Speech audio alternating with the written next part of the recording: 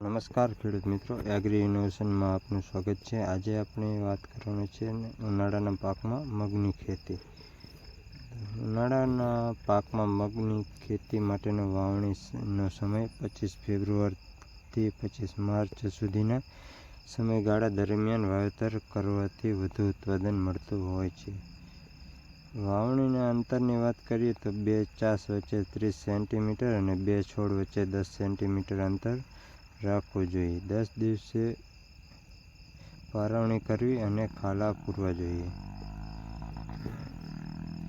બીજ દર અને જાતની વાત કરીએ તો 1 હેક્ટરે જમીનમાં વાવણીયાથી વાવેતર કરવા માટે 15 થી 20 કિલોગ્રામ બીજ પ્રતિ હેક્ટરે અને પૂંખીને વાવણી કરવા માટે 20 થી 25 કિલોગ્રામ પ્રતિ હેક્ટરે બીજની વાવણી કરવી।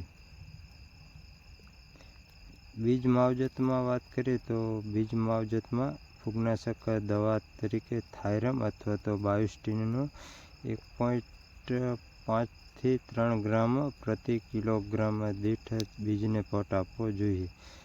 જૈવિક ખાતરની વાત કરીએ તો જૈવિક ખાતરમાં રાઇઝોબિયમ આપવાથી વધુ ઉત્પાદન મળે છે, જે જમીનની ફળદ્રુપતા વધારવા માટે અને ફૂગનાશક દવાનો પટ આપ્યા પછી બીજને રાઇઝોબિયમની કલ્ચરની માવજત આપવી જોઈએ।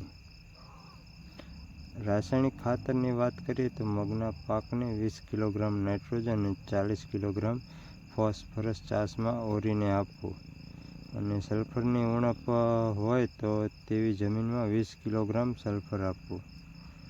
નીંદણ નિયંત્રણ અને આંતરખેડની વાત કરીએ તો મગ ટૂંકા ગાળાનો પાક હોવાથી નીંદણ મુક્ત રાખવાથી સારું ઉત્પાદન મળતું હોય છે। છોડની વૃદ્ધિ અને વિકાસ માટે પાકના પ્રથમ 30 દિવસ સુધી બિલકુલ નીંદણ મુક્ત રાખવું જરૂરી છે। પાક અવસ્થા દરમિયાન 2 નિંદામણ અને 2 આંતરખેડ કરવાની ભલામણ હોય છે। ત્યારે મગની વાવણી બાદ અથવા તો પાક ઉગતા પહેલા 1 લિટર પેન્ડામિથિલિન પ્રતિ એકરે પાણીમાં ઓગાળીને છંટકાવ કરવો।